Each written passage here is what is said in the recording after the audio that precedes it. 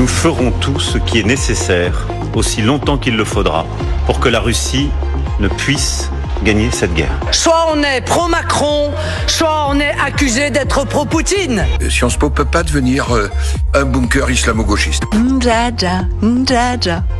Il y a du rythme, il y a de la vitalité, c'est ça que j'adore. La semaine politique Europe 1, Paris Match JDD, Pierre de Villeneuve. Avec ce soir autour de la table, Raphaël Steinville. Bonsoir. Bonsoir Pierre. Chef du service politique du journal du dimanche. Bonsoir Arthur Delaborde. Bonsoir à tous. Du service politique d'Europe 1. Bonsoir François Delabarre. Bonsoir Pierre. Grand reporter à Paris Match. Vous avez entendu Amélie Oudéa-Castéra chanter le Ndjaja d'Aya Nakamura. Ça sera pour tout à l'heure. Parlons de l'Ukraine, puisque la France, l'Allemagne et la Pologne se sont retrouvés par l'intermédiaire des chefs d'État à Berlin cet après-midi. Comme je vous le disais dans le flash, l'Union européenne va débloquer 500 millions d'euros pour produire 2 millions d'obus d'ici 2 ans. Écoutez Emmanuel Macron à Berlin. Nous ferons tout ce qui est nécessaire, aussi longtemps qu'il le faudra, pour que la Russie ne puisse gagner cette guerre. Et nous continuerons, comme nous l'avons fait depuis le premier jour, à ne jamais prendre l'initiative de quelque escalade. Et nous partageons une même conviction, c'est notre sécurité et notre avenir qui se jouent également en Ukraine. Et c'est cette détermination aussi que nous voulons opposer à la guerre d'agression qui a été lancée par la Russie. Emmanuel Macron donc cet après-midi, mais qui ne fait que confirmer ce qu'il a dit sur TF1 et France 2 hier soir. Qu'est-ce qui se joue en Ukraine? Une guerre qui est existentielle pour notre Europe et pour la France. Nous avons un objectif. La Russie ne peut pas et ne doit pas gagner cette guerre. Jamais nous ne mènerons d'offensive. Jamais nous ne prendrons l'initiative. Et alors justement, si la Russie gagne, qu'est-ce qui se passe? Voici ce que dit le chef de l'État.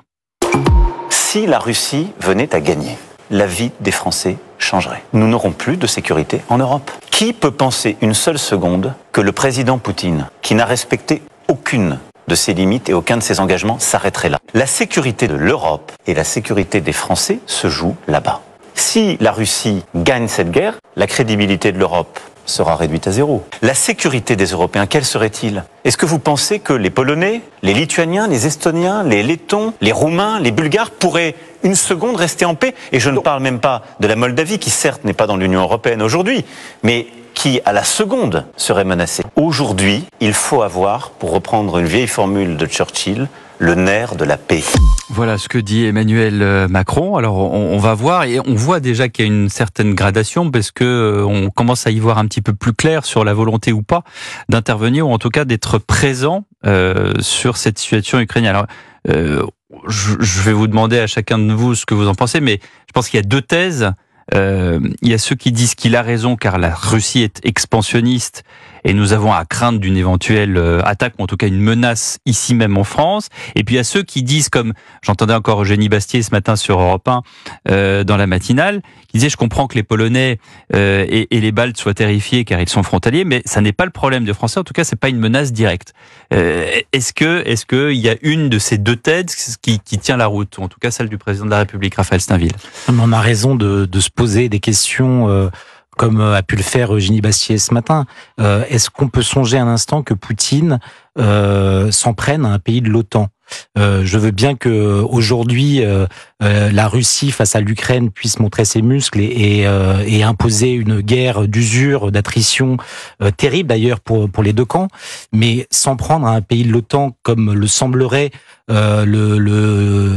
l'évoquer le président Macron, c'est quelque chose qui, je pense, est impensable. Je ne dis pas que le caractère... Ça fait 2 ans qu'on le dit que c'est impensable. Hein. Non, et là, on a l'impression que c'est quand même de moins en moins impensable. Non, mais il faut mesurer ce que ça signifie. D'un côté, on a la Russie seule, 140, 145, 150 millions d'habitants, déjà quand même fatiguée par l'effort de guerre que Vladimir Poutine impose à sa population, et qui prendrait le risque de voir les États-Unis et toutes les armées de l'OTAN réagir à cette agression, parce que c'est très exactement ça dont il s'agit si jamais Vladimir Poutine s'en prenait à un pays de l'OTAN. C'est une obligation, c'est pas de l'ordre du fantasme, d'une hypothèse. C'est ça que ça signifie. Moi, je ne pense pas aujourd'hui que Vladimir Poutine puisse prendre raisonnablement ce genre de risque. Après, bien sûr que la menace Poutine existe, mais Emmanuel Macron, non pas qu'il me fait sourire parce que le sujet est vraiment grave, mais lorsqu'il dit notamment qu'il ne prendra pas d'initiative d'une quelconque escalade, honnêtement, je pense que c'est se foutre de la gueule du monde. Parce que qui est celui qui, dans ces derniers jours, a pris ce risque? Alors, faisant usage de cette ambiguïté stratégique et qui est une arme très légitime par ailleurs, mais tout de même, c'est lui qui, après avoir dû finalement expliquer que c'est pas ce qu'il avait dit, envisageait l'envoi de troupes au sol. François Delabarre pour Paris Match. Il a précisé, Emmanuel Macron, qu'il y avait une différence entre un ennemi et un adversaire, et que la Russie est un adversaire et pas un ennemi. C'est important parce que on n'est pas en guerre et il n'est pas en train de dire qu'on est en guerre contre les Russes et la Russie n'est pas notre seul adversaire. C'est un adversaire parmi d'autres qu'il n'a pas cité, mais on peut parler de la Turquie qui est, malgré bien qu'étant un allié de l'OTAN, est un adversaire à bien des égards. La Russie est un adversaire qu'il faut combattre et aujourd'hui il y a personne dans le camp occidental pour montrer un peu des muscles face à Poutine qui est en position de force sur le terrain en Ukraine. Et donc quand il a en face de lui des leaders faibles, affaiblis du camp occidental, il a l'impression qu'il a un boulevard devant lui. Il faut lui montrer en fait qu'il ne peut pas aller aussi loin qu'il le veut et qu'il a face à lui des armées qui, bien qu'elles soient puissantes, parfois n'aient pas l'intention de vouloir sortir les armes nucléaires, l'arsenal comme on le veut. À force d'avoir un verbe trop faible comme l'a Emmanuel Macron, peut-être que Vladimir Poutine est trop confortable. Et donc c'est ce que je pense la raison du positionnement d'Emmanuel Macron, qui n'est pas en guerre mais qui veut montrer aujourd'hui qu'il n'est pas que Poutine. Ça veut dire quoi? Ça veut dire qu'il fait du en même temps? Ça veut dire qu'il se veut ferme, il veut montrer aux Français qu'il est ferme, mais en réalité, dans les yeux de Poutine, dans la tête de Poutine, le message n'est pas perçu comme tel? Alors, je pense qu'il y a entre Poutine et Macron, il y a un long malentendu, c'est-à-dire que Poutine aussi long que la table. Non, mais Poutine a longtemps pris Macron un peu pour quelqu'un qui ne faisait pas ce qu'il disait, pour quelqu'un de bavard. Il l'a pas pris au sérieux. Et il y a un moment où sans doute Macron s'en est rendu compte et a voulu lui montrer qu'il pouvait lui aussi prendre des décisions et que il n'était pas ce que Poutine pensait qu'il était, c'est-à-dire quelqu'un qui bavarde, mais en fait qui ne fait rien. Et donc il l'a dit lui-même hier qu'il était, il avait, ça faisait longtemps qu'il parlait plus avec Poutine. Ouais. Et donc il a besoin de montrer qui il est. Et que c'est un chef d'État et qu'il a une armée solide, qu'il a une dissuasion nucléaire et que Poutine n'a pas n'importe qui en face de lui. Arthur Delaborde pour Europe 1. Alors sur les réelles intentions de Vladimir Poutine, je crois que c'est assez compliqué. Qui est dans la tête de Poutine? Il y a un nombre de bouquins en ce moment qui s'interrogent sur ce sujet. En revanche, ce que je trouve intéressant, c'est l'argument de la sécurité des Européens qui seraient menacés par ce qui se passe en ce moment en Ukraine. Je pense que c'est pas un argument très porteur sur le plan politique aujourd'hui, qui parle assez peu aux Français. Je pense que quand les Français évidemment pensent aux problématiques liées à l'insécurité, ils pensent avant tout à ce qui se passe dans leur rue, et il y a toute une série de paramètres qui peut en tout cas susciter de l'inquiétude chez eux. Je suis pas sûr que à l'heure actuelle les Français ont vraiment le sentiment que ce qui se passe en Ukraine menace leur sécurité. Donc de ce point de vue-là, je suis pas certain qu'Emmanuel Macron ait vraiment réussi son intervention hier soir. Il voulait s'adresser aux Français pour vraiment mettre en avant la bascule qui, selon lui, a lieu en Ukraine. Je suis pas sûr qu'il ait trouvé les bons mots. Ça veut dire que cette interview, Arthur, selon vous, était inutile? Quelque part inutile. C'est vrai qu'il communique peut-être à mon sens trop en ce moment sur l'Ukraine, Emmanuel Macron. Il a déjà dit plus ou moins la même chose il y a une semaine. Exactement, il intervient beaucoup sur ce sujet-là. On sait que ça fait partie de la stratégie pour avant les élections européennes qui sont dans moins de 3 mois maintenant. Ça lui permet évidemment d'attaquer ses adversaires, et en particulier le Rassemblement national qui est loin devant les sondages. Mais peut-être qu'il gagnerait à se montrer un peu plus... à moins d'Isère. Exactement. Moins d'Isère. En tout cas, Manuel Bompard, le coordinateur national de la France Insoumise, a évidemment réagi le soir même, c'est-à-dire hier soir après l'intervention d'Emmanuel Macron sur ses propos. Faire croire que finalement on aurait le choix contre 2 solutions, la guerre ou la défaite de l'Ukraine, ce sont des propos qui sont des propos irresponsables.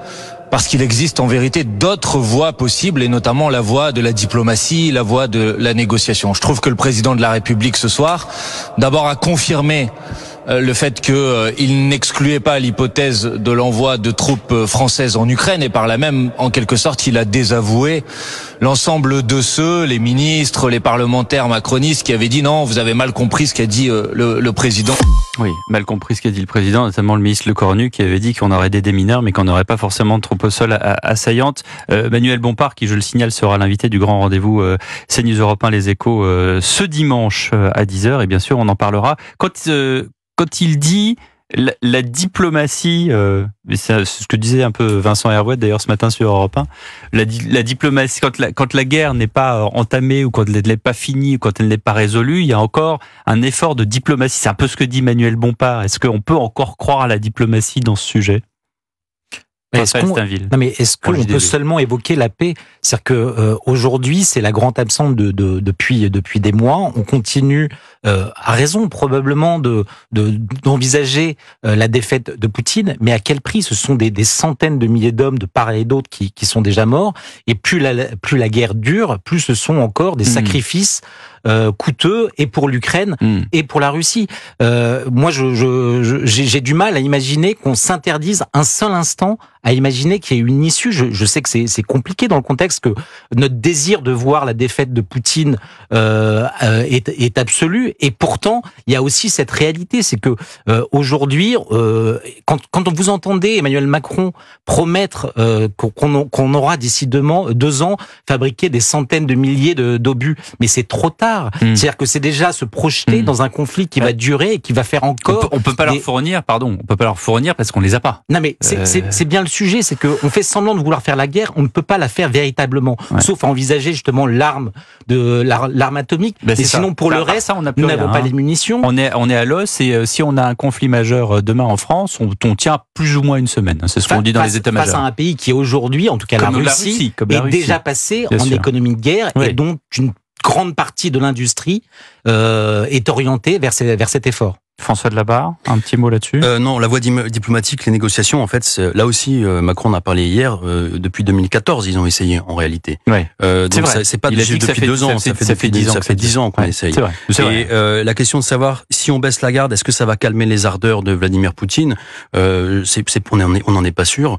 C'est peut-être un réflexe un peu munichois. C'est dans le discours, il y a un discours très intéressant du chef des CDU allemands, donc qui démocrate chrétien allemand, qui eux sont totalement pour une posture forte contre Poutine, et qui lui-même a cité les accords de Munich en disant si aujourd'hui on baisse la garde et on laisse à Poutine ce qu'il veut, c'est-à-dire la moitié de l'Ukraine en séparant le Dniepr au milieu et la Crimée, à ce moment-là ce sera une victoire quand même pour Poutine qui est l'assaillant, et donc on laisse à l'assaillant le territoire, une partie du territoire qu'il voulait conquérir, et la fin d'une bataille, oui, mais la fin de la guerre, sûrement pas. C'est quand même quelqu'un qui nous attaque pas seulement sur le cyber. Cette année, cette semaine, il y a une attaque cyber qui était très violente, même à l'Elysée, ils avaient plus d'internet à un moment. Ce qu'il a fait en Afrique, il a créé l'Africa Corps, c'est quand même avec les troupes de Wagner qui se sont attaquées en priorité aux intérêts français en Afrique, en titillant l'arme de la haine contre l'ancien colon. Ils ont quand même ils agitent tout ce qu'ils peuvent agiter pour nuire à la France. Donc c'est un adversaire qui est quand même très vindicatif de la France. Et est-ce que si on lui laisse la chance de posséder des territoires en Ukraine, on lui fait sans doute un cadeau, et c'est peut-être pas une bonne solution. C'est un modus vivendi dont on parle régulièrement, mais pour l'instant j'ai l'impression qu'on se dirige plus vers une victoire totale, sans justement ces espèces de gift with purchase, comme on dit en bon français. Je voulais vous faire écouter quand même le tout début, parce qu'on en a beaucoup parlé, donc on va en reparler, c'est l'occasion, c'est la semaine politique, le tout début de l'interview d'hier. Alors, est-ce qu'on a bien compris? Est-ce que vous envisagez d'envoyer des troupes occidentales, françaises, en Ukraine? Bonsoir et bienvenue. Vous êtes assis devant moi. Est-ce que vous êtes debout? Non. Est-ce que vous excluez de vous lever à la fin de cette interview? Bien sûr, vous n'allez pas l'exclure. On est même sûr de le faire. Voilà. Assis, debout, couché. Arthur Delaborde, c'était assez étonnant, non, comme. Oui, c'était étonnant. Il a choisi cette image pour essayer d'expliquer sa fameuse ambiguïté. Bien vu, mal vu. Pourquoi Allez, pas moule-toi, pourquoi pas, je suis pas sûr t'es là, que... vas-y, balance. Pourquoi pas il a expliqué, il a expliqué c'est que exclure ne voulait pas. je sais pas comment essayer d'expliquer ce qu'a voulu dire François le président. Raphaël, qu'est-ce que vous en pensez de cette métaphore? Ça ressemble à un congrès de scientologues, un truc comme ça. On a l'impression de. Non, mais on se demande d'où ça sort, mais c'est disruptif. Du coup, on a envie d'entendre la suite. C'est peut-être une bonne technique pour essayer de happer la curiosité des téléspectateurs. Raphaël, pas mieux que François. Ouais. En tout cas, j'imagine que ça a été préparé. Honnêtement, je trouve que why not? Pourquoi pas? Mais dans ce cas-là, il aurait fallu qu'il le joue un peu plus rapidement. C'est-à-dire que là, on était un peu encore dans le mode des litanies, des grands discours qu'il fait, notamment pour les commémorations, etc. C'est un peu le même ton là. Donc, alors, vous êtes debout là, vous êtes assis là. Vous avez pas l'intention de. Il faut un petit peu attaquer là, voilà. Mais bon, je suis pas le prof de théâtre du président de la République. Bon, on va marquer une pause parce que ça va partir en vrille, 18h18. La semaine politique continue. À tout de suite sur Europe 1. La semaine politique. Pierre de Villeneuve sur Europe 1.